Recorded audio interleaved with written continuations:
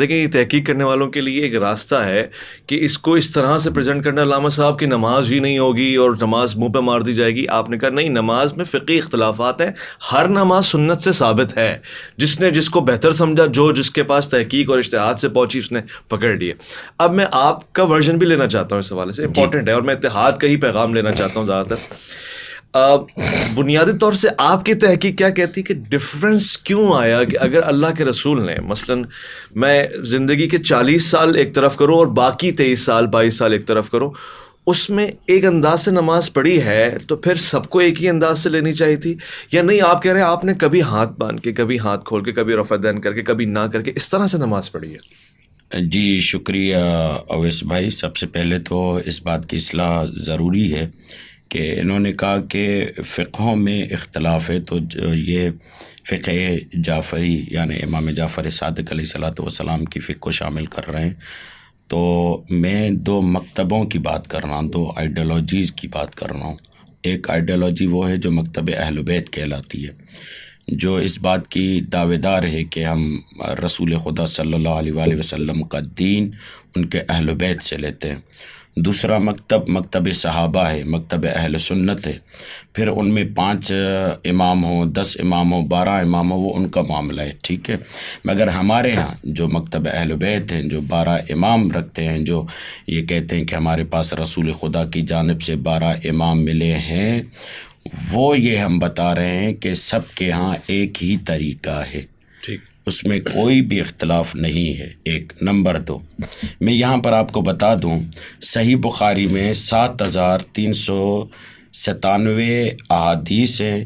اس میں سے فقط ایک روایت ہے جو ہاتھ باندھنے پر ہے نا، لیکن ایک سنیں صحیح مسلم ہے، وہاں پر بھی ایک روایت. اور تمام احادیث کی ان کی کتب کی ملائی جائیں، تمام کتب احادیث کو ملائی جائیں تو 10 روایتیں ہوتی ہیں. اس کے ساتھ میرا جو دوسرا جملہ جو اہم ہے، ان کے ہاں ہاتھ باندھ کر نماز نص رسول سے ثابت ہی نہیں. ہماری یہ تحقیق کہتی ہے کہ ان کے ہاں ہاتھ باندھ کر نماز پڑھنا نص رسول سے ثابت ہی نہیں. اور پھر دیکھیں جو بڑے بڑے ان کے راویان ہیں، حضرت ابو ہریرہ، اس سے ہاتھ باندھ کر نماز ثابت نہیں، اس سے کوئی ایسی روایت ہی نہیں کہ ہاتھ باندھ کر نماز پڑھیں. انس ابن مالک، بلکہ انس ابن مالک سے اس سے الٹ ہے کہ ہاتھ کھول کے نماز کی روایت ہے. جناب ام سلمہ اور جناب عائشہ اور جابر بن عبداللہ انصاری، یہ وہ افراد ہیں جو ان کے ہاں کثیر روایت کرنے والے افراد شمار ہوتے ہیں، مگر ان میں سے کوئی بھی ایسا فرد نہیں جن کے لیے یہ کہہ سکے کہ ان لوگوں نے ہاتھ باندھ کر نماز پڑھنے کا کہا ہو.